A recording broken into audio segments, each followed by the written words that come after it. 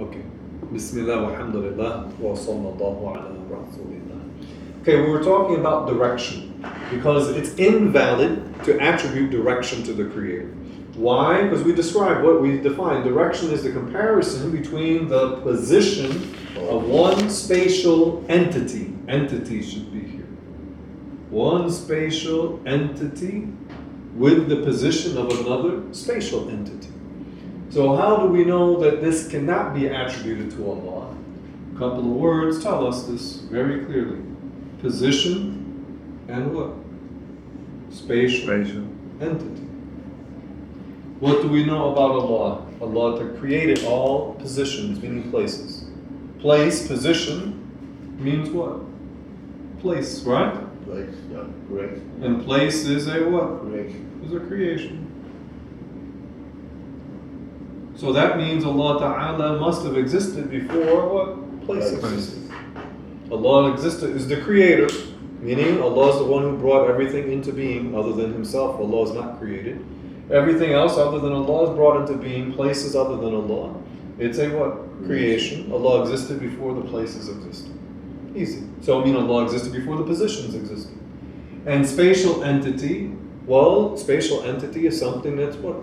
Something that's in a place. Allah Ta'ala is not a what? Spatial entity. He existed before places, therefore He's not a what? Spatial entity. So we cannot speak about Allah Ta'ala being in a what? Direction. Because you're comparing positions. Look, if I ask you, in what direction is that shape? What are you going to say? Okay. You have to come to the question. You have to come to in a direction. In what direction is that shape? How did you come to your answer? Your answer's not wrong, but how did you come to it? From comparing. You compared yourself to what? This square, roughly a square, arguably a square. Okay. You compared what? Are you a spatial entity? Yes. Is this shape a spatial entity? Yes. Doesn't it occupy space? Yeah. It's not three-dimensional, it's two-dimensional, but still occupies what? Space. So you compared yourself to the position of what? This shape. Okay? But I just said, what's the direction of that shape? Which, your answer's good, because you were saying probably means in comparison to me. But if I had the intention, well, I meant in relation to the letter P, it would have been what? It would have been above it, roughly, right? If I say, what's the direction of this square in relation to the what? Circle, roughly a circle. Then you would say it's what? To the left of the circle. So you're talking about the position of one spatial entity in relation to what? No. The position of what? Another spatial entity. If I asked you in what direction is the square to itself, you would say this doesn't make any sense. Because direction requires what? Two spatial entities. Two spatial entities. You cannot speak of one spatial entity and speak of the what? Direction. Likewise, if I ask you, what direction is happiness? Can you give an answer? No, because happiness is not a what?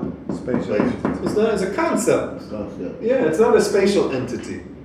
You might say, well, happiness is, maybe you want to go visit someplace, but in general, happiness is a what? Concept. So you can't say happy. How would you? Where is happiness? If you mean like in the heart or something, this is different. You follow? But it's a concept. You clarifying that everything is not a spatial entity. Huh?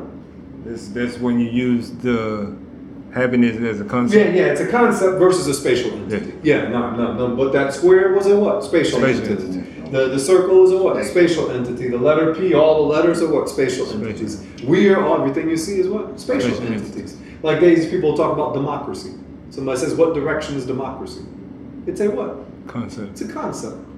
They say, well, this country has quote unquote democracy, but it's still a what? Concept. So we're talking about bodies and spatial entities. Well, Allah Ta'ala is not a spatial entity. So we cannot speak of Allah Ta'ala being in a direction because you're comparing two spatial entities. So that's in brief refuting the Wahhabis. And now what happens is they think Allah is in the direction of above, but all of that goes back to two problems. One, they didn't understand Allah really doesn't need or resemble the creations. And two, they misunderstood verses and hadiths. That's why they believe what they believe. Inshallah, we'll go into a detailed refutation of them later. Okay, so now and then after we reviewed we mentioned the refutation of these different misguided ideas, then we mentioned the true belief, which we started with at the beginning of the lesson. So now we're going to go to the second part of the belief. The first part of the Muslim belief is believing that Allah Ta'ala is the one and only creator, right? Believe Allah is God. Now, what's the second part? The belief in the Prophet Sallallahu Alaihi Wasallam.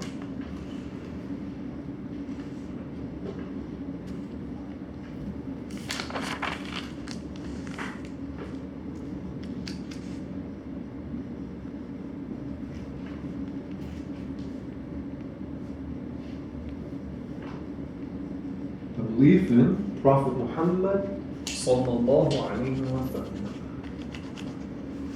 Because now we showed why those other religious beliefs are invalid. And we were using what? Mostly rational proofs, right? Yep. Right. Because you're talking you're using, as an example, you're talking to people who are not Muslim. So then you explain, this is why we say our religion is true. Now we mentioned the proper belief in God, but now we talk about the belief in the Prophet Muhammad Sallallahu Alaihi Wasallam. Because somebody may say, well, okay, your belief in God makes sense, but what about Prophet We Muhammad? still lesson one, right? Now, we're still in lesson. Okay. No, yes. Why do you believe in Prophet Muhammad? Why do you say this man is a prophet? Sallallahu Alaihi Wasallam. And what is our basic explanation? How do we know that Prophet Muhammad is a prophet? Sallallahu Alaihi Wasallam. He performed great miracles. He performed, or the performance of miracles. A sidebar question that can somewhat pertain to this. Okay, tell you. It was brought to my attention today, and I'm interested in knowing, is Prophet Muhammad Sallallahu Alaihi Wasallam the best of the creations, or how would I say it? No, that's right. You say he's the best of the best of the creations. He's the best of the prophets and the best of the creations. Okay. That's right. So the prophets, they are, as a class of people, they are all the greatest. Okay. But among them, they have what? Okay. Degrees. They have Okay. ranks. Yeah. Okay. So the prophets, as a group, are the best. I bet so. But among them, they have degrees. Yeah, okay. And they're all good, they're all the best, but as a group, but then among them they are the greatest among them. So Prophet Muhammad is the greatest, sallallahu alaihi wasallam, and then Prophet Abraham, and then Prophet Moses. These are the three greatest. Then after that, Prophet Jesus and Prophet Noah. These are the five greatest. Yeah, okay. But they are all great. They are all great. So the Prophet, we know he is a prophet because he performed miracles. And the miracles are what? Extraordinary, but not impossible.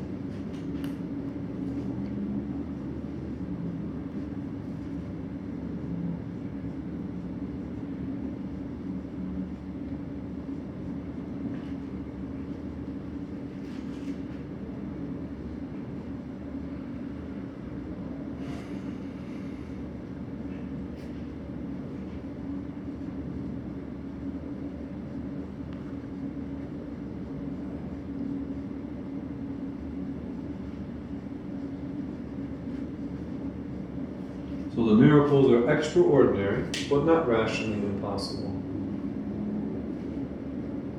What did we say is a rational impossibility? For example, a married bachelor, right?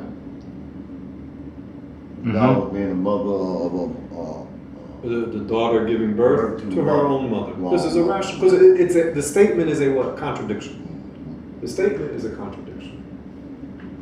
So what is rationally impossible is different from what is extraordinary.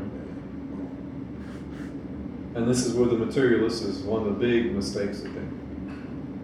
The materialist atheist. One of the big mistakes in our ideology. not Obligatory knowledge is very important. Allah. That's why it's obligatory. We have to get it. Yeah. And it's very powerful. Praise be to Allah. Praise be to Allah. The miracles are extraordinary, but not rationally impossible. Example, rationally impossible, and example.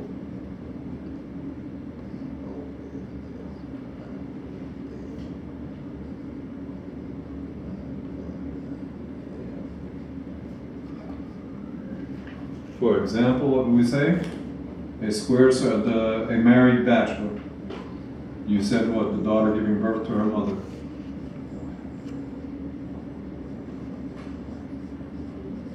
A married bachelor, rationally impossible. Can a bachelor get married? Absolutely. But he cannot be married and be a what? Bachelor. Why? Because the statement is a what? Contradiction. This is why it's rationally impossible. A square that's a circle. This is a rational what? Impossibility. The daughter giving birth to her mother. Rational impossibility.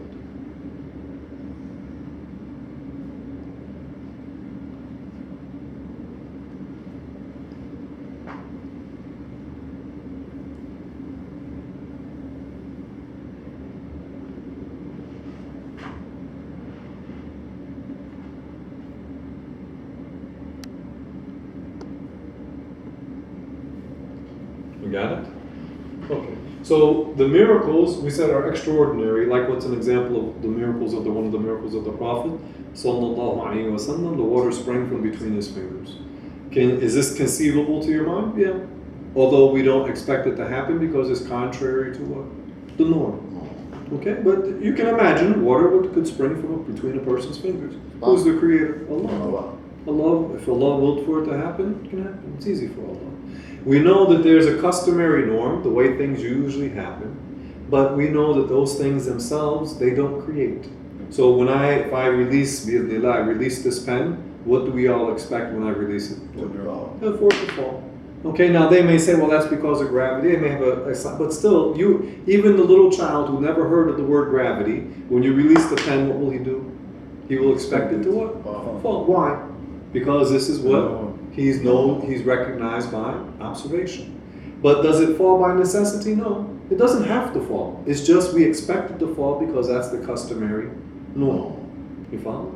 So similarly, just to bring this closer to the mind, to refute the materialists, where they mix what is uncustomary or extraordinary with what is impossible. So 200 years ago, they would have said it would have been impossible to have a piece of glass and petroleum, because plastic is petroleum, glass with some metal, and you could pick this up and you could talk to someone literally on the other side of the earth. They would have laughed. They would have laughed at such an idea. 2 miles down the road from here, you can see giant tubes flying through the air carrying hundreds of people, right? People 200 years ago would have said, this is impossible. Was it impossible? No. Was it conceivable to the mind? Yeah, it was. I mean, they did not have the technology to do it, but it wasn't something Impossible. Not only is it not impossible, we now take it for what? Take it for granted. So, confusing the unfamiliar and the extraordinary with the rationally impossible, this is a big problem for the materials, because they don't understand that Allah Ta'ala is the creator, and if Allah wills for things to happen contrary, different from the way they usually do, we don't have a problem. Allah is the creator. Yeah, but now and the other extreme though will be like for the Christians who believe in the rationally impossible, like saying that an infant became the creator. How can the one who was originated, the infant, become the beginningless creator? Impossible. Because that which is originated cannot become beginningless.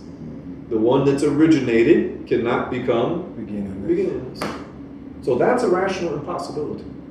Now, it's reported that Jesus in the Christian tradition, Jesus did what? Miracles. Like walking on water. I didn't hear this religiously, Islamically, but it's not inconceivable to the mind that somebody could walk on water. This doesn't involve a contradiction. Saying that the originated became the beginningless creator, this is a what? Contradiction. Walking on liquid water doesn't entail a contradiction. It would be absolutely what? Extraordinary. one of the companions of the Prophet sallallahu alaihi wasallam, this happened not only for him but the army that he was in, that he was leading. They had horses and they ran on top of the water. This is definitely not the what norm. It is what extraordinary. It's not a miracle because they did not claim to be prophets, but we call that what a Quran. The extraordinary is something what conceivable, although it is extraordinary beyond the ordinary. The rationally impossible, it does not exist at all. It does not have the what potential to exist under any circumstances. Like we said, what the square that's a circle, a married bachelor, the daughter giving birth to her own mother, the originated being becoming the beginningless creator. These are rational impossibilities. So in essence, we know that Prophet Muhammad is a prophet because of the performance of the miracles. And what goes along with that is we believe he is truthful in all that he conveyed from Allah.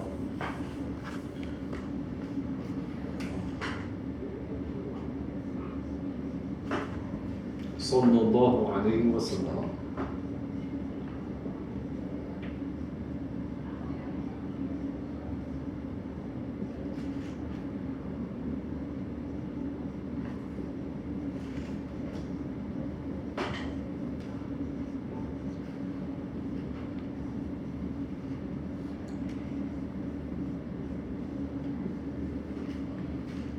So when we say we believe in the Prophet, we believe he is truthful in all he conveyed from Allah.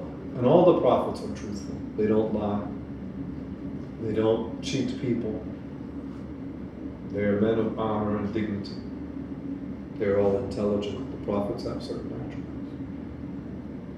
And included in what he conveyed from Allah is the knowledge of what? The genesis of creation.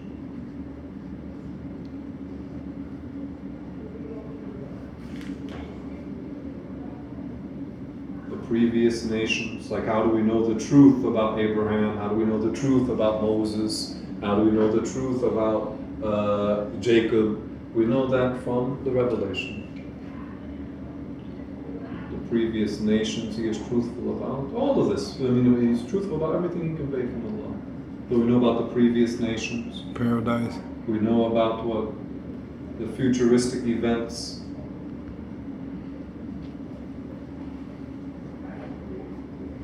Good. So like of this world,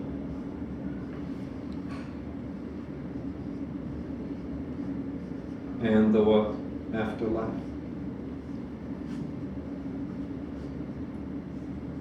As you mentioned, Brother Tariq, knowledge of the unseen dimensions, the knowledge of what?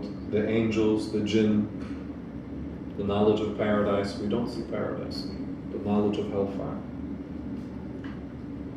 Futuristic events of this world. Some of them, he did not know everything. We don't say the Prophet sallallahu alaihi wasallam knows everything. But he told us some of the events that will happen in the future.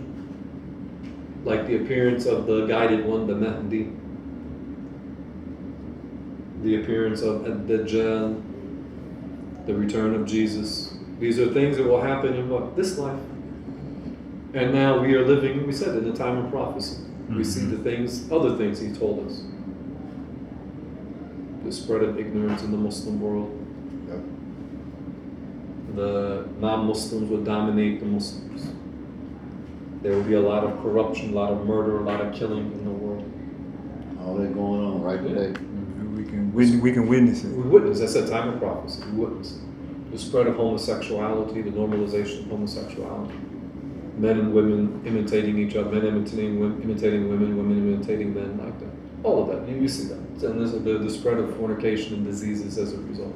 All of this is from this world and then of the afterlife, the events of the afterlife.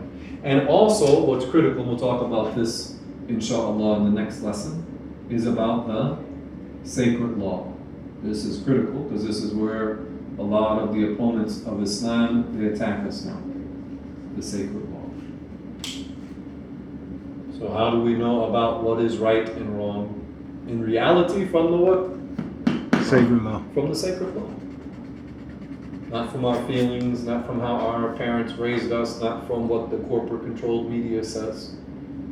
not from what the brainwashing institutes say. We know about right and wrong from the sacred law that was revealed to Prophet Muhammad sallallahu alaihi wasallam. It's clear. Nah. You say, واضح, like clear, واضح. Okay, well, alhamdulillah, wa sallallahu ala rasulillah.